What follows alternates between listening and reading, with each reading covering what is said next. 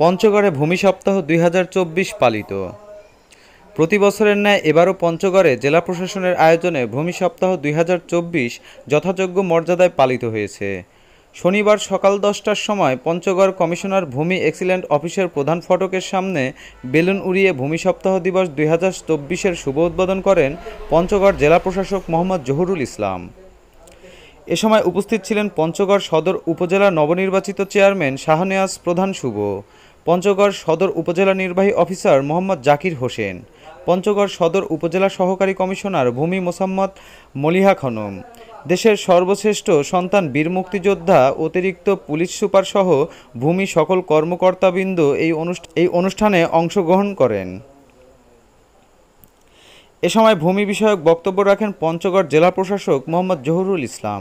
তিনি বলেন, মাননীয় প্রধানমন্ত্রী জননেত্রী শেখ হাসিনার স্মার্ট বাংলাদেশ গড়তে হলে সব ক্ষেত্রেই সবাইকে স্মার্ট হতে হবে।